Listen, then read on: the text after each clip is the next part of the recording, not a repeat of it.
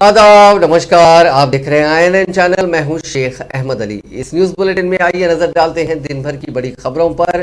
मंशियात के मामले में पुलिस ने मजीद 7 अफराद को गिरफ्तार किया है। इस मामले के असल मुलजिम नाइजीरियाई बाशिंदा टोनी की इत्तला की बुनियाद पर पुलिस ने ये गिरफ्तारी की है। टोनी मंशियात मामले का असल सरगना है, जिसको हैदराबाद की टास्क फोर्स पुलिस ने मुंबई से वहां की पुलिस के ताउन से गिरफ्तार करते हुए रियासती दारुल हुकूमत हैदराबाद लाने में कामयाबी हासिल की थी।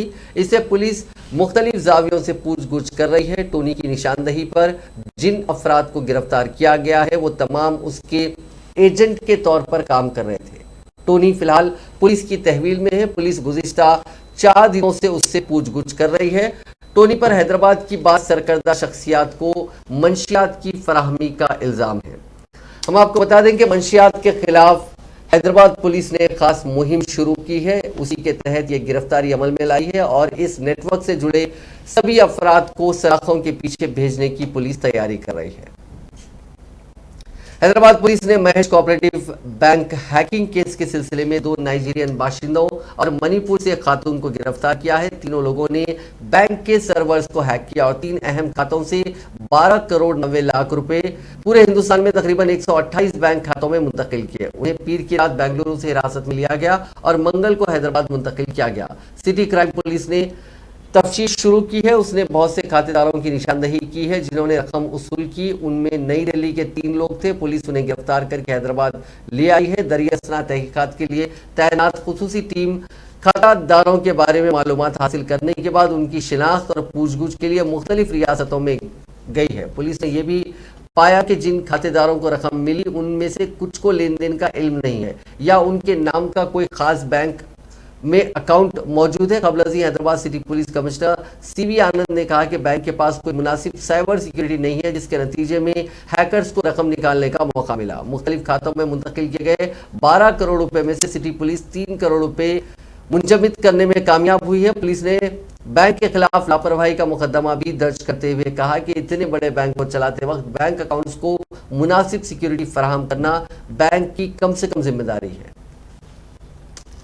मरकजी रुयत हिलाल कमेटी सदर मजलिस उलमाए दक्कन का माहाना इजलास बजीमन रुयत हिलाल माह रजबुल मुरजब 1443 हिजरी आज शाम मुनक़िद हुआ और इस इजलास के बाद ऐलान किया गया कि हैदराबाद के अलावा शहर में चांद नजर आ चुका है। इसके अलावा गुलबर्गा शरीफ, वारंगल, रहमताबाद, लखनऊ, कानपुर, बेंगलुरु, नांदेड़, औरंगाबाद, मुंबई, उदगीर महाराष्ट्र, सूरत गुजरात, भुवनेश्वर उड़ीसा और झारखंड के मुख्तलिफ मकामात से आम रुयत की इतलात मौसूल हुई हैं। लिहाजा तहत अहकाम शरिया मरकजी रुयत हिलाल कमेटी ने ऐलान किया है कि जुमेरात 3 फरवरी को यकुम रजब होगी। इस इजलास में कई मुफ्तियान इकराम और मशाइख इज़ाम ने शिरकत की।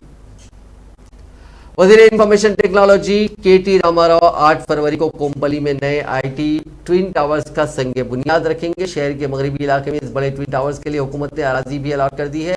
कोम्पली IT एंटरप्राइजेस माफ कीजिएगा कोम्पली IT एंटरप्रेन्योर्स एसोसिएशन के सदर वेंकट ने बताया कि एक मरतबा कोम्पली में IT ट्विन टावर्स के आगाज और नई कंपनियों के क़याम के बाद रोजगार के वसीतर मौक़े भी दस्तियाब होंगे। उन्होंने बताया कि इन ट्विन टावर्स से छोटे एंटरप्रेन्योर्स में काम करने वालों को भी बड़ी मदद मिलेगी। हालिया अरसे में कोम्पली के इलाके में तेज रफ्तार तरक्की देखी जा रही है और इस नए IT ट्विन टावर्स के बाद ये इलाका मजीद तरक्की याफ्ता हो जाएगा। आंध्र प्रदेश के गुंटूर टाउन के खल में वाक़ जिन्ना टावर के नाम की तब्दीली से मुतालिक भारतीय जनता पार्टी की शुरू करदा तनाज़े को ख़त्म करने की कोशिश के तहत इन टावर्स को कौमी परचम के रंगों से रंग दिया गया है और जुमेरात 3 फरवरी को उस मकाम पर कौमी परचम लहराने के इंतजाम किए जा रहे हैं। हल्के असेंबली गुंटूर ईस्ट के बायसार कांग्रेस पार्टी के रुकन मोहम्मद मुस्तफ़ा और मेयर के मनोहर नायडू ने उस मकाम का मायना करते हुए सिक्योरिटी के इंतजाम का जायजा लिया। रुकन असेंबली मोहम्मद मुस्तफ़ा ने बताया कि मुख्तलिफ ग्रुपों की ख्वाहिश की बुनियाद पर इंतजामिया ने जिन्ना टावर्स को कौमी परचम के रंगों से रंग देने का फैसला किया। उन्होंने बीजेपी पर तनकीद की जो गुज़िश्ता माह से जिन्ना टावर का नाम तब्दील करने का मुतालबा कर रही है। रुकन असेंबली वायसार CP ने जाफरानी जमात के कायदीन को मशवरा दिया कि वो आवाम को फ़िरका वाराना खतूत पर मुश्तइल करने के बजाय फलाही कामों में हिस्सा लें। मकामी बल्दी कॉरपोरेशन के अहदेदारों ने जिन्ना टावर को कौमी परचम के रंग से रंगने के इक़दामात मुकम्मल कर लिए हैं। तेलंगाना कांग्रेस के सरबराह रेवंत रेड्डी ने कहा है कि वजीर आजम नरेंद्र मोदी ने किसानों से इम्तियाजी सलूक किया। उन्होंने कहा कि मरकज के बजट से किसी को फायदा नहीं हुआ। रेवंत रेड्डी ने नई दिल्ली के तेलंगाना भवन में मीडिया से बात करते हुए कहा कि एक ऐसा बजट है जिसका किसानों, नौजवानों और खवातीन के लिए कोई फायदा नहीं हुआ।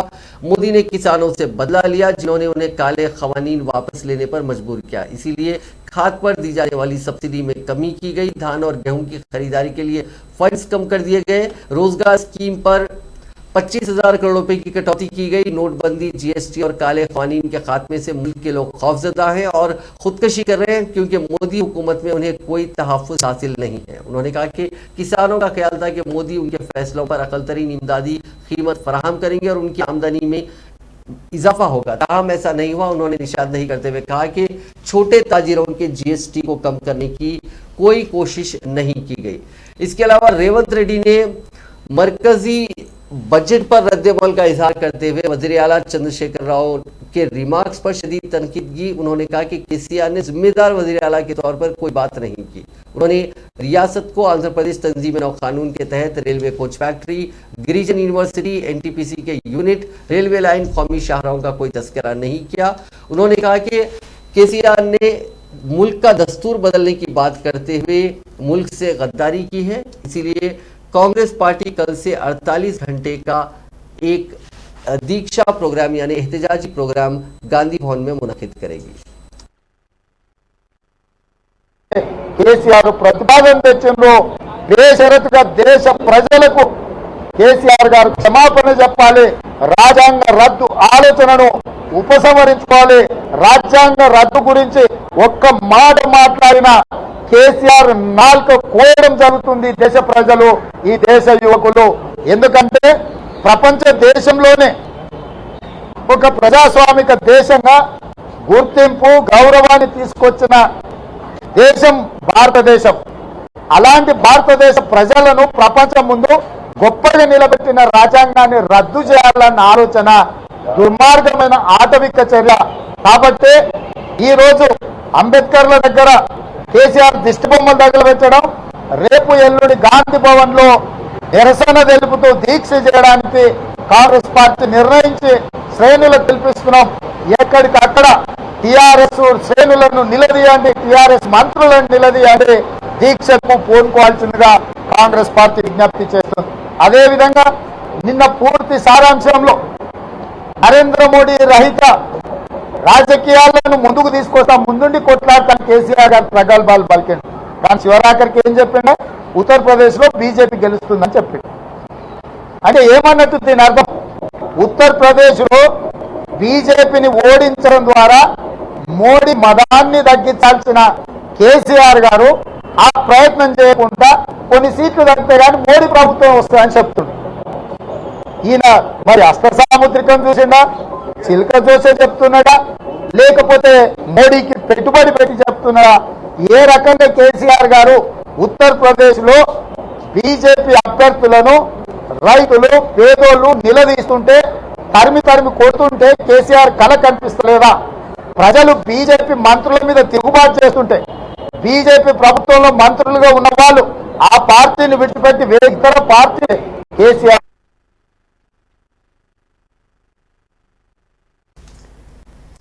कामारेड्डी के माचारेड्डी मंडल का साबिक वजीर और सीनियर कांग्रेस लीडर मोहम्मद अली शब्बीर ने दौरा करते हुए मुख्तलिफ प्रोग्राम्स में शिरकत करते हुए मिनरल वाटर प्लांट और गांधी जी के मुजस्समे का इफ्तिताह किया। उन्होंने माचारेड्डी मंडल में फंक्शन हॉल के करीब मिनरल वाटर फिल्टर प्लांट का इफ्तिताह किया। इसके बाद माचारेड्डी मंडल के मौजू यल्लबगुंडा में गांधी जी के मुजस्समे की नकाब कुशाई की। मकामी अवाम ने साबिक वजीर मोहम्मद अली शब्बीर के इस्तकबाल में जुलूस निकाला।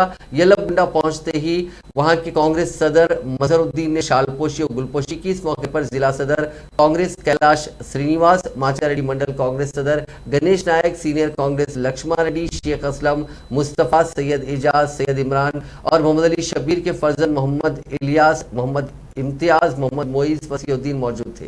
मोहम्मद अली शब्बीर ने खिताब करते हुए कहा कि पोचम पहाड़ से पीने का पानी की मुंतकली, इंदिरा गांधी स्टेडियम, राजीव पार्क और जो भी तरक्याती काम कामारेड्डी हल्के असेंबली में हुए हैं वो तमाम कांग्रेस के इख्तिदार में हुए हैं।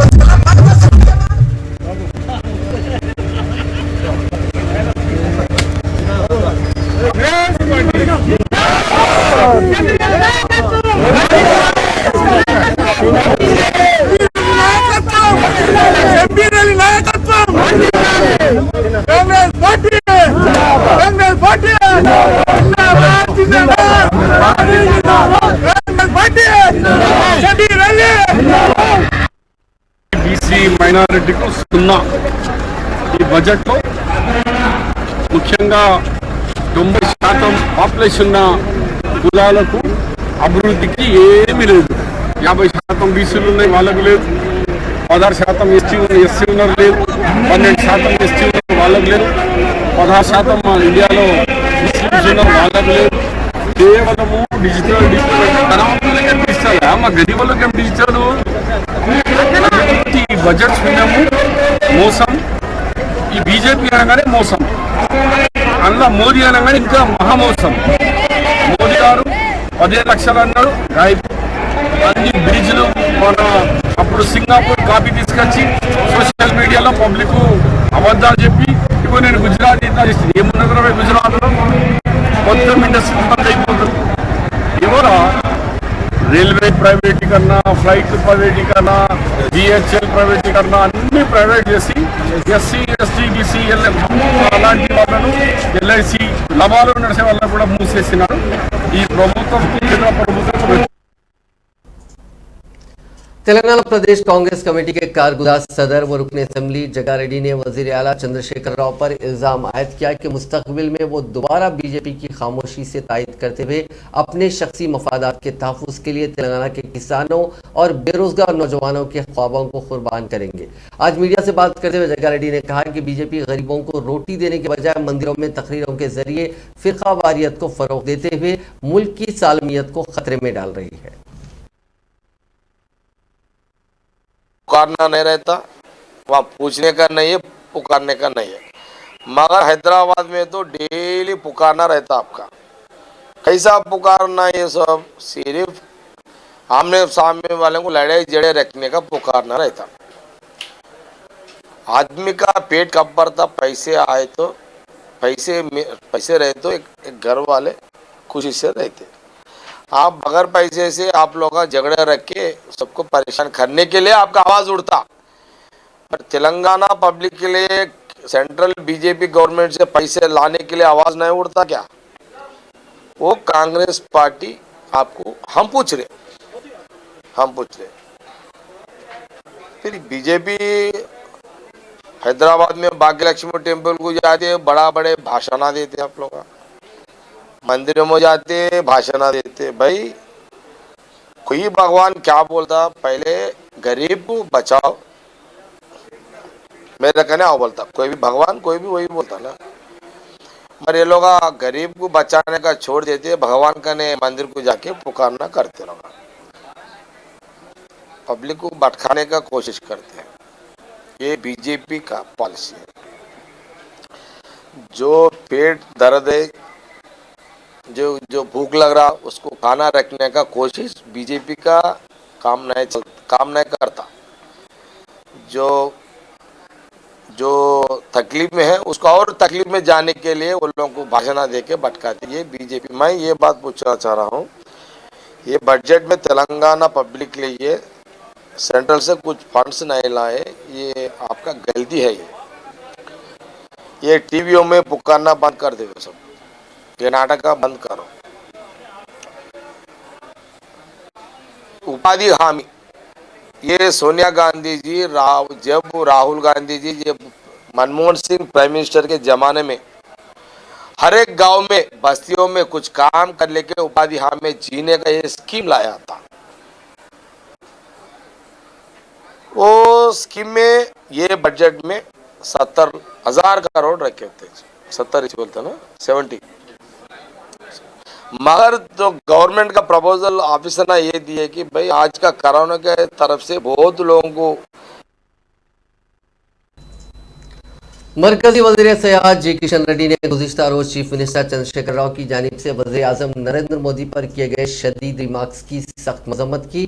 दिल्ली में मीडिया से बात करते हुए उन्होंने कहा कि चीफ मिनिस्टर के ओहदे पर फायज होते हुए एक मुल्क के वज़ीर आज़म के ताल्लुक से इस तरह के रिमार्क्स उन्हें ज़ैब नहीं देते। लेकिन गुज़िश्ता चंद दिनों से चंद्रशेखर राव वज़ीर आज़म और बीजेपी के कायदीन पर गैर ज़रूरी तनकीदों और इल्ज़ामात आयद कर रहे हैं। उन्होंने कहा कि हुज़ूराबाद के ज़मनी इंतखाब में बीजेपी की कामयाबी के बाद केसीआर बौखलाहट का शिकार हो गए हैं और जब भी मौका मिलता है नरेंद्र मोदी और बीजेपी के खिलाफ बयान देते हुए हुज़ूराबाद में टीआरएस की शिकस्त के गम में मरहम डालने की कोशिश कर रहे हैं। उन्होंने कहा कि एक मंसूबाबंद तरीके से चीफ मिनिस्टर और टीआरएस के वुज़रा बीजेपी के खिलाफ जहर उगल रहे हैं। किशन रेड्डी ने कहा कि दस्तूरी ओहदे पर फायज रहते हुए चंद्रशेखर राव ने दस्तूर को तब्दील कर देने और वज़ीर आज़म की तौहीन कर रहे हैं। उनकी यह हरकत सियासी इक़्तिदार के मगायर है।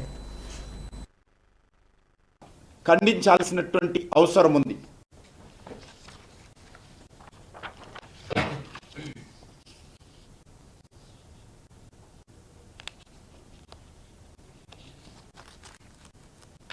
తెలంగాణ ఉద్యమ సమయంలో రాజకీయ పార్టీల భాష పట్ల కేసీఆర్ గారు ఉపయోగించేటువంటి పదాలను దిగదార్చి మాట్లాడారు. ముఖ్యమంత్రి అయిన తర్వాత మార్పు రావాల్సినటువంటి అవసరం ఉంది. అప్పుడు ఉద్యమాలు చేసేవాళ్ళం, రాజకీయ పార్టీలో మాత్రం ఉండేవాళ్ళం. కానీ ఇప్పుడు రాజ్యాంగబద్ధంగా పదవుల్లో ఉన్నటువంటి వ్యక్తులు మాట్లాడేటువంటి విధానంలో, అభిప్రాయాలు వ్యక్తం చేసేటువంటి విధానంలో కొంత సంయమనం ఉండాల్సినటువంటి అవసరం ఉంది. రాజ్యాంగాన్ని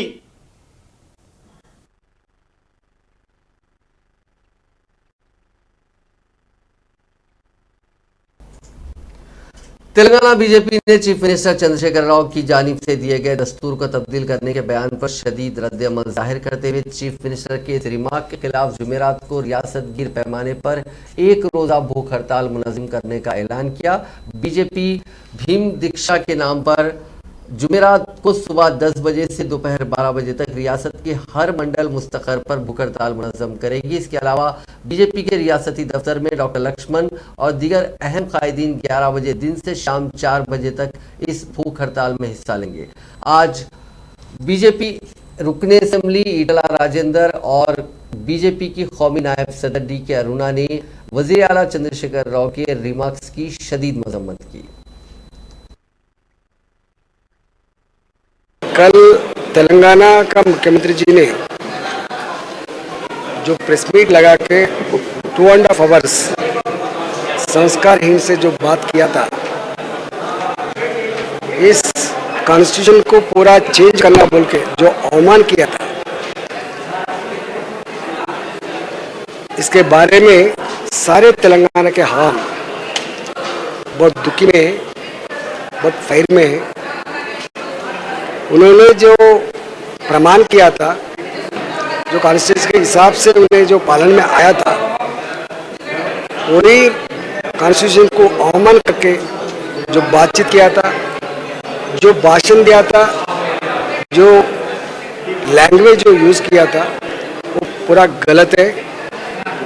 तेलंगाना हवाम ने इन्हें हमारे मुख्यमंत्री है क्या बोल के वो लोग अवमान से जो हो रहा है। मैं एक ही मुख्यमंत्री जी को डिमांड कर रहा हूँ, आपका कौन सा कॉन्स्टिट्यूशन चाहिए। जो हमारा कॉन्स्टिट्यूशन ने हमको हक दिया था, हमको स्वेच्छा दिया था, हमको समान जीवित रखने के लिए दिया था। हमारा कॉन्स्टिट्यूंसी सारे दुनिया के अंदर तो एक्सेलेंट कॉन्स्टिट्यूंसी बोल के हम समझते थे। तो हमारा अंबेडकर जी ने इस देश के अंदर सारे लोगों को समान जीवित रखने के लिए जो किया था, उसको अपमान किए थे। डेफिनेटली जो तेलंगाना आवाम ने जो मौका मिलेगा जब बताएगा। कल तेलंगाना का कल जो बजट पे हमारे यहाँ तेलंगाना में मुख्यमंत्री जो बातें करे, बजट के ऊपर जो बातें करे, वो बजट के ऊपर कुछ नहीं था, वो पर्सनली बात कर रहे थे, पार्टी के ऊपर बात कर रहे थे। निर्मला सीतारामन जी के बारे में उन्होंने जो श्लोक पढ़ा, उसमें ऐसा पढ़ा वैसे पढ़ा। हाँ, प्रधानमंत्री के बारे में ऐसे मतलब इतना बेचैनी है मुख्यमंत्री में, इतनी अच्छी बजट उनको सहा नहीं जा रहा है। उनको बिल्कुल क्या बोलते, बिल्कुल उनको ये नहीं हो रही है, हाँ, हजम नहीं हो रही है। तो उसके बारे में वो पूरा इरिटेट हो रहे हैं, फ्रस्ट्रेशन हो रहे हैं। उनको मेंटल हॉस्पिटल में भिजाना है हमारे मुख्यमंत्री को। तेलंगाना मुख्यमंत्री को यर्रागड्डा मेंटल हॉस्पिटल भेजना है। उसकी भाषा देखे तो कल रियल उनको कुछ हो गया है। रियली उनको कुछ हो गया है, मेंटली पूरा डिस्टर्ब है। उनके बातों से पता नहीं वो बातें क्या बातें हैं। एक मुख्यमंत्री बात करने का तरीका होता ही है, ऐसी बातें कोई मुख्यमंत्री नहीं करेगा, एक मामूली सा आदमी भी ऐसा नहीं करेगा। मुख्यमंत्री ऐसा भाषा बोल बोल के तेलंगाना में ऐसा माहौल बना दिया, हर एक आदमी भी ऐसा उनके जैसे बोलने लगे। वो भाषा को देख के खुद सोशल मीडिया में बोल रहा है, कुछ सोशल मीडिया के ऊपर चिल्ला रहा है, गंदी गंदी बातें बोले सोशल मीडिया के ऊपर। अरे भाई, सोशल मीडिया में ऐसे भाषा आ रही है तो क्या करें? तो कोई मीडिया वाला आपको बोले तो कुछ बताता नहीं, तो तुम बोले तो वही बताते हैं। तो सोशल मीडिया में क्या करते? सोशल मीडिया में जिनको आपको जो बातें अच्छे लगे, आपको अच्छे लगते होंगे, दूसरों को अच्छा नहीं लगता, उसको डेफिनेटली उसके रिवर्स तो आएंगे ना। तो आज मुख्यमंत्री जी को अपनी भाषा को चेंज करना है।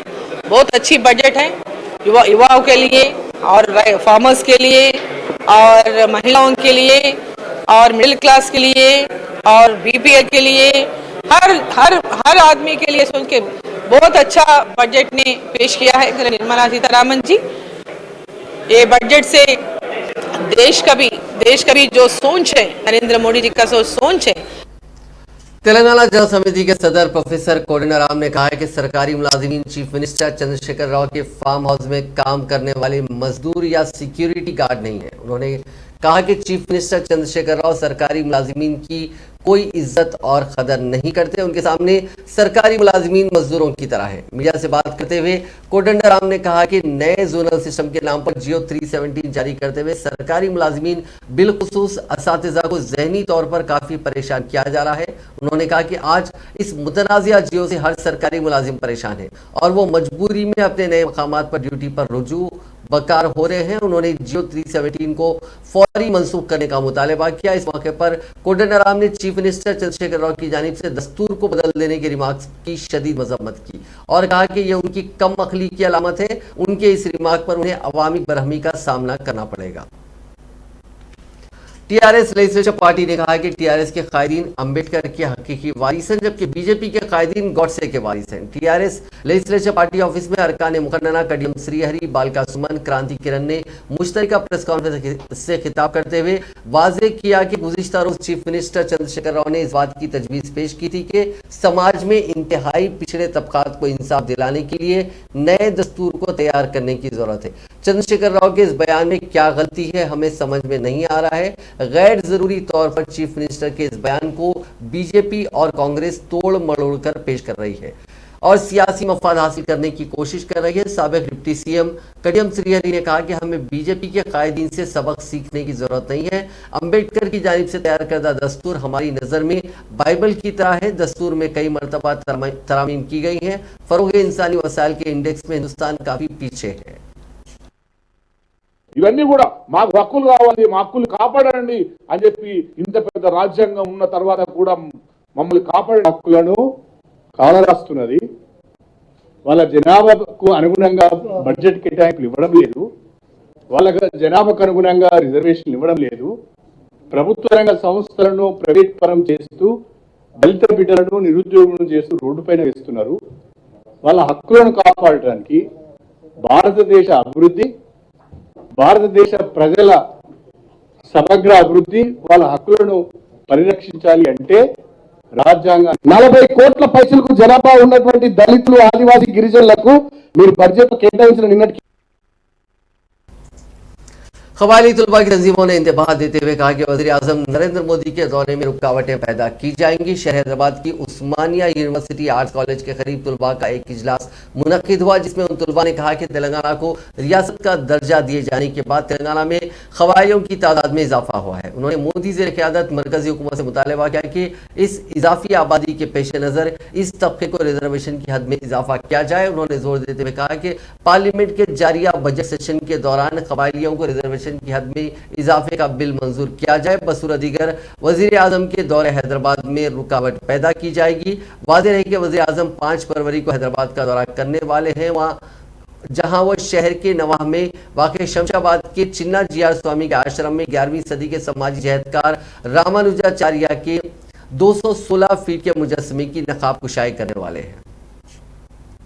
रियासती हाईकोर्ट ने टॉलीवुड ड्रग्स केस के मामले में पीसीसी सदर रेवंत रेड्डी की जानिब से साल 2017 में दाखिल करदा मफाद आम्मा की दरखास्त पर समाअत की। इस मौके पर हाईकोर्ट ने रियासती हुकूमत को हिदायत दी कि वो टॉलीवुड ड्रग केस से मुतालिक एफआईआर और दीगर मुकम्मिल तफसीलात एनफोर्समेंट डायरेक्टरेट को हवाले करें। इसी तरह ड्रग्स केस से मुतालिक कॉल डेटा रिकॉर्ड को 1 माह के अंदर ईडी के हवाले किया जाए। हाईकोर्ट ने हुकूमत से कहा कि उनके अहकामात के मुताबिक अगर तफसीलात ईडी के हवाले नहीं की जाती है तो ऐसी सूरत में सख्त नोट लिया जाएगा। सुप्रीम कोर्ट कॉलेजियम ने 7 वकील और 5 जुडिशियल ऑफिसर्स को तेलंगाना हाईकोर्ट के जजेस के तौर पर मुकर्रर करने की सिफारिश की है। यह फैसला कॉलेजियम ने 1 फरवरी को लिया। रियासती हाईकोर्ट के जजेस के तौर पर जिन वकील के नामों की सिफारिश की गई है उनमें सुरेंद्र सी विजय भास्कर रेड्डी, एस नंदा, एम सुधीर कुमार, जय श्रीदेवी, मिर्जा सफीउल्लाह बेग और एन श्रवण कुमार भी शामिल हैं। वजीर इंफॉर्मेशन टेक्नोलॉजी केटी रामाराव ने कहा है कि गुज़िश्ता रोज पार्लियामेंट में पेश करदा बजट गरीबों के लिए कोई फायदामंद नहीं है। उन्होंने बरहमी का इजहार करते हुए इल्जाम लगाया कि रियासत को फंड्स की मंजूरी में मरकज इम्तियाज बरत रहा है। वजीर मौसूफ ने मेचल मलकागिरी हल्के के जवाहर नगर फेरुजगुड़ा वार्ड पर कॉर्पोरेशन हदूद में 303 करोड़ रुपए की तखमीनी लागत से कई तरक्याती कामों का संग बुनियाद रखा। इस मौके पर मुनक़दा तकरीब से खिताब करते हुए उन्होंने कहा कि बुनियादी सहूलियात की फराहमी के लिए मरकजी बजट में फंड्स फराहम नहीं किए गए हैं।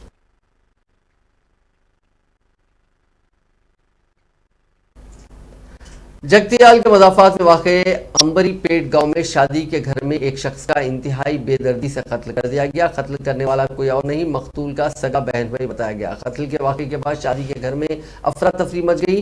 कल यानी जुमेरात को उस घर की लड़की की शादी जगतियाल में होने वाली थी और मरने वाला दुल्हन का मामू था और कत्ल करने वाला दुल्हन का बाप था। तफसीलात के मुताबिक जगतियाल के मदाफात में वाक़े अंबरीपेट गाँव में वेंकटेश नामी शख्स पहली बीवी जमुना से अलहदगी अख्तियार करते हुए दूसरी शादी कर ली थी। वेंकटेश की पहली बीवी की लड़की प्रावालिका की शादी जुमेरात को मुकर्रर थी। शादी से एक दिन पहले आज मेहमान जमा हो गए और एक तकरीब मुनक्किद की गई थी जिसमें दुल्हन के मामू वी शंकर भी मौजूद थे। उनका ताल्लुक टीआरएस पार्टी से और वो पुलास गांव के टीआरएस के सदर भी हैं और मंदिर कमेटी के चेयरमैन भी है। इस तकरीब में शंकर के बहन भाई वेंकटेश ने ब्रादर निस्बती पर कुल्हाड़ी से दीवानावार हमला करते हुए उसे कत्ल कर दिया, जिससे शादी के घर में कत्ल से मेहमानों में अफरा तफरी मच गई।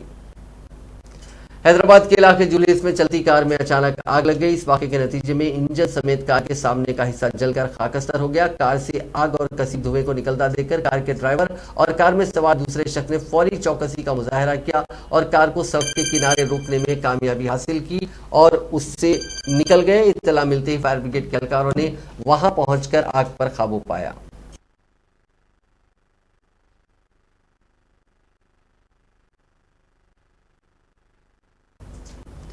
तेलंगाना के जिले मंचिरियाल के जयपुर मंडल मुस्तखर में एसबीआई के हुदूद में वाक़े एटीएम में चोरी की नाकाम कोशिश की गई। चोरों ने गैस कटर की मदद से एटीएम मशीन को काटने की नाकाम कोशिश की। इस सिलसिले में 100 नंबर पर पुलिस को इत्तला दी गई। इस इत्तला के बाद पुलिस वहां पहुंची, जिसको देखकर गैस कटर वहीं छोड़कर चोर फरार होने में कामयाब रहे और एटीएम में रखी रकम महफूज रही। पुलिस ने इस सिलसिले में एक मामला दर्ज करते हुए एटीएम में लगे सीसीटीवी कैमरों के फुटेज की मदद से चोरों की तलाश शुरू कर दी।